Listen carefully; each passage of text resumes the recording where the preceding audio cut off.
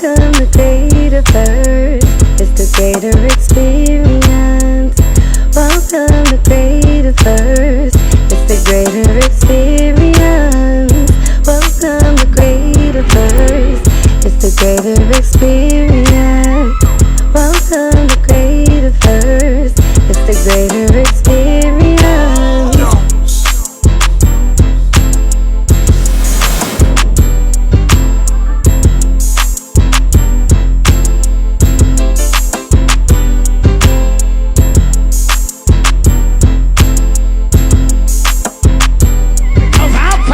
When praises go up, do I have some praisers still left on this Sunday afternoon? Break out your praise right quick and let this witch know, let this demon or devil know.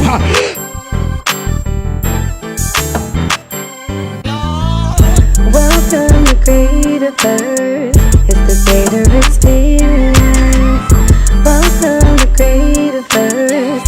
It's the greater experience. Welcome to Greater First. It's the greater experience. Welcome to Greater First. It's the greater experience. Well, this is the Bishop, and it's a great day to be alive. I thank God for you joining us for the greater experience here live on Facebook, Periscope, YouTube, Instagram.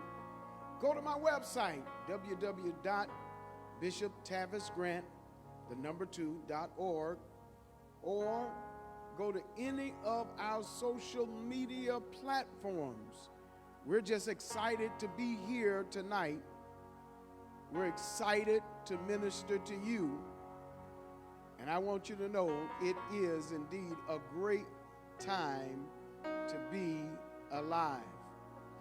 You know, as we are navigating these new times and these trying and turbulent times, I'm going to tell you, when things are at their worst, God is always at his best. And I want to thank you for making this time for us to get together and share in the Word of God. I found out some time ago that we have the right to choose.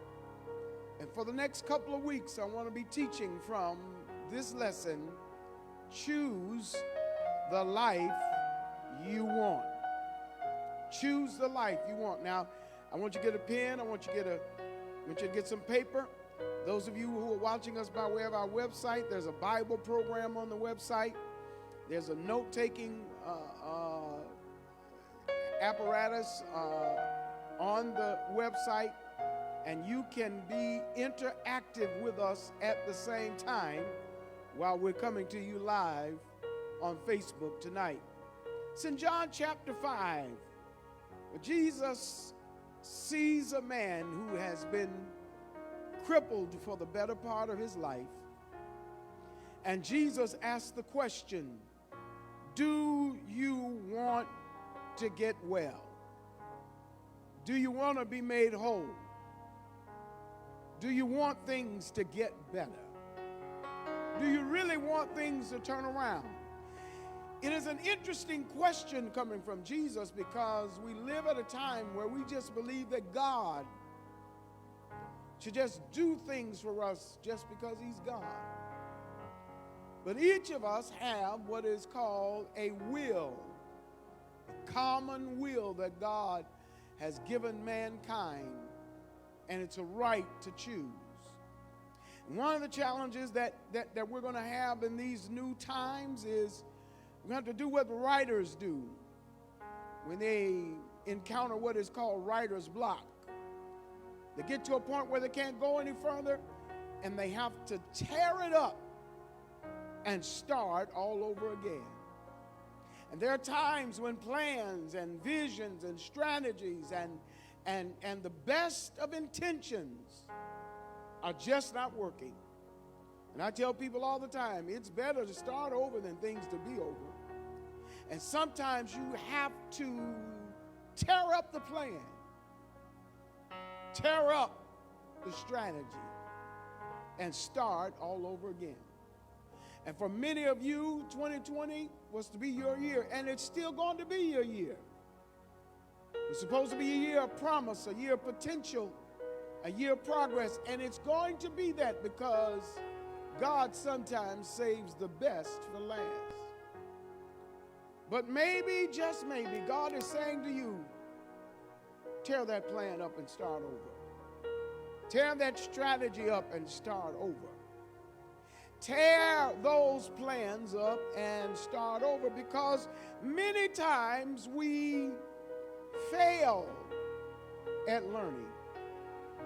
We fail at learning.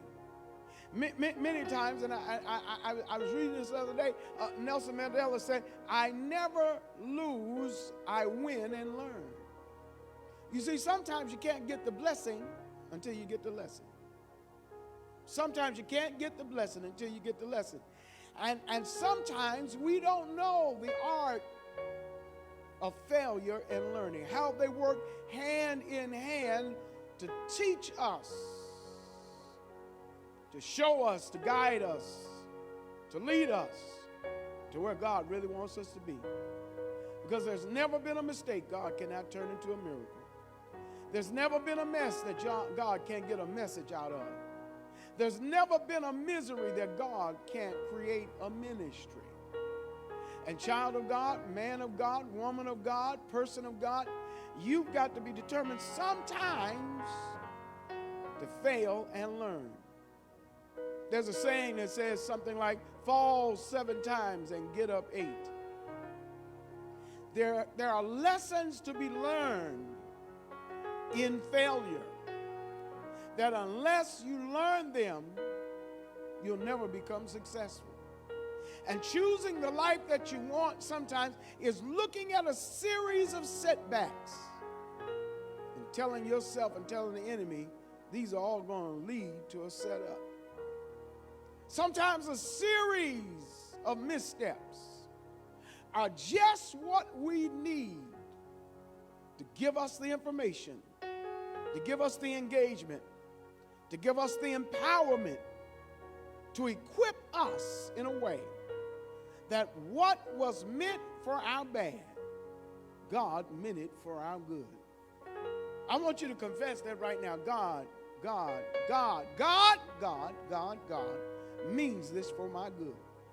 I want you to confess that this week. No matter how these things twist and turn, no matter how these things challenge us, no matter how these things become inconvenient, all things work together for my good. Got to learn how to fail and learn. Because if you're not failing occasionally, maybe your goals are too safe and too easy. You don't know how many of us don't want to make a mistake. You know how many of us don't want it to be said it didn't work out. You don't know how many of us that don't want to say, I just didn't get it right the first time. I just didn't get it right the second time. One of the things you're going to learn in this season is how to give God praise for a second chance. You know, some of the stories are getting out that people are recovering from the COVID-19 pandemic. And there are people of all ages who are surviving this, and they're thanking God for a second chance. When is the last time you have told God, thank you, maybe not for a second chance, how about another chance? And so often if things are too easy, too convenient, often if things are too soft, God oftentimes challenges us to be greater than we've ever been by putting us into something we've never gone through, by showing us something we've never seen. by taking us to a place where we have never been. It's called building from the bottom up rather than the top down. You don't know how many people struggle with the ebb and flow of life because you don't want to go through what many of us have gone through, and so you want to start on another level. You don't want to start at the bottom. You want to bypass all of these steps that those of us started at the bottom because you don't want to experience. Let me help you with something. The apostle commands us to endure, not pleasure, to endure not comfort and ease, but to endure hardship like a good soldier. The race is not given to the swift nor the strong, but it's given to any individual who has learned how to endure until the very end. This is what cripples many of us in the area of our faith and our development and our maturity. It's called the slow deterioration, the slow disease of spiritual deterioration. The slow disease, even a little leaveneth the whole lump. Even a little lie is a whole lie. And the slow disease of spiritual deterioration, the deterioration of your mind, your spirit, your body, your enthusiasm, your excitement, your initiative, your motivation, your will, your drive, your stamina, doesn't happen all at once. It's a slow, tedious drip, drip, drip, drip, drip, determined deterioration of our spiritual development. And it's a disease. What does it profit a man or a woman to gain the whole world and lose your soul? One of the things we've learned from this pandemic is we've been so busy running here and there, doing this and that, trying to get this, that, and the other. And what do we have to show for it? This monstrous disease is just as brutal and wicked on the rich as well as it is the poor. The smart, the intelligent, the degreed and non-degreed, whether you're black or white, whether you live here or there, it rains on the just as well as the unjust. But what does it profit you if you gain all of these things and you've lost your soul? Can I ask you a question? Have you lost your soul? Because if you can't change your mind, I want to ask, do you still have one? Because one of the challenges to our spiritual development, our spiritual growth, is accepting the challenge to change your mind.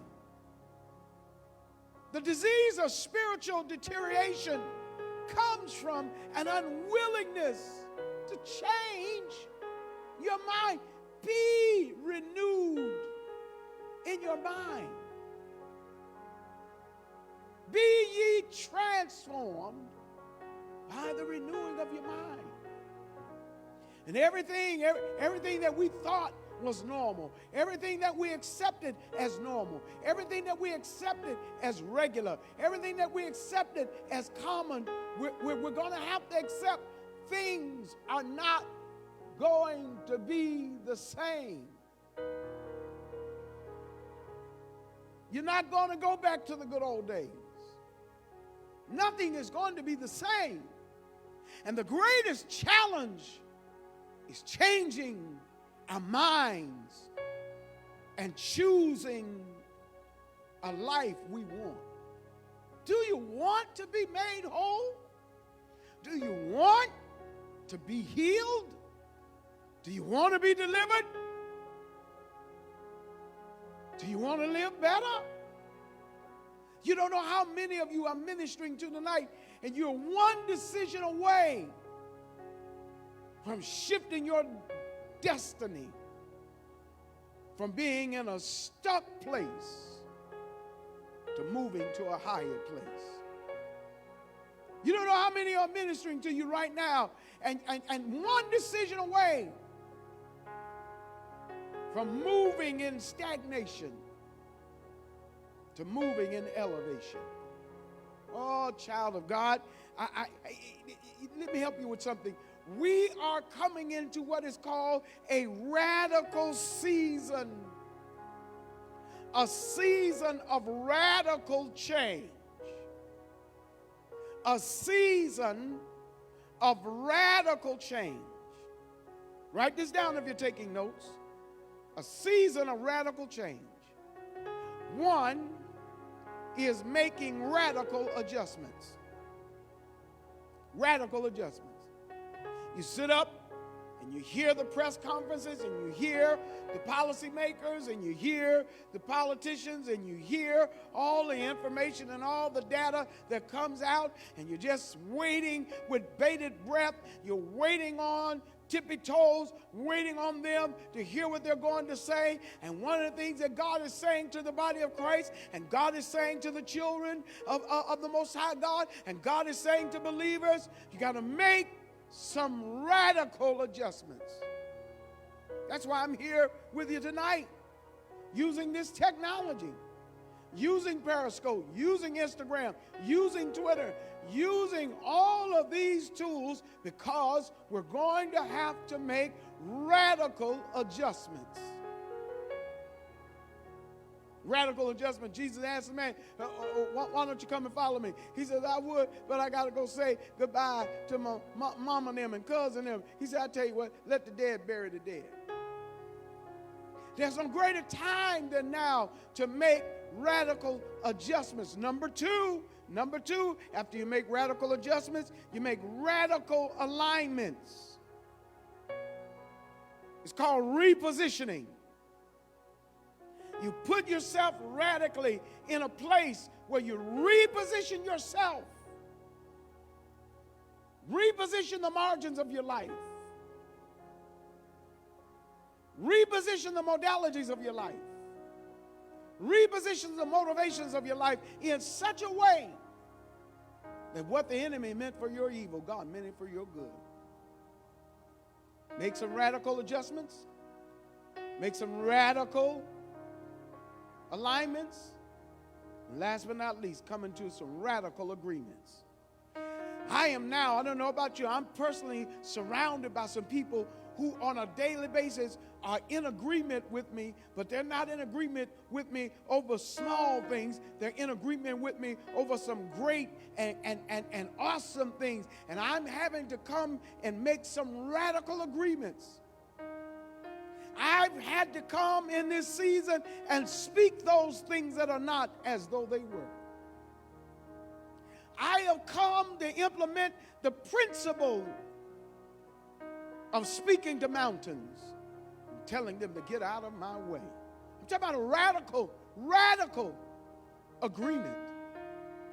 One of us can chase 1,000, two of us 10,000. If 2 or 3 are touching and agreeing, he promises to manifest his presence. And it comes, child of God, it comes, believer, with making radical agreement. So let's review it right quick. Radical adjustment, radical alignment, and radical agreement. Now listen, I want to pause right here because some of you, I see you've just joined us. And listen, I want you to make sure that you are sowing into good ground. I want you to go to bishoptavisgrant2.org/donations. I want you to go to Cash App. Want you to give by phone, 219-267-0940.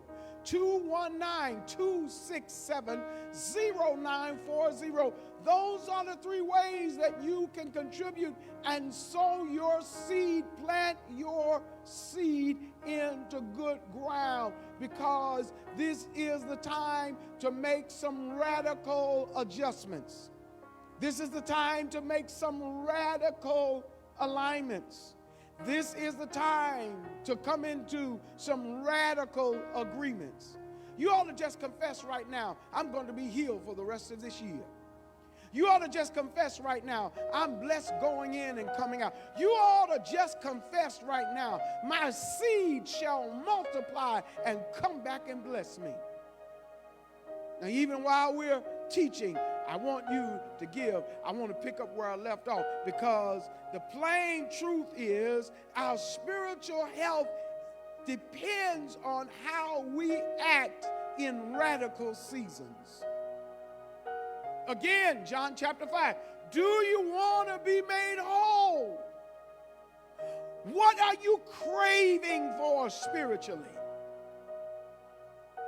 What is your deep divine desire spiritually in this hour? Are you just hoping so things will turn around so you can go back to work, go back to normal?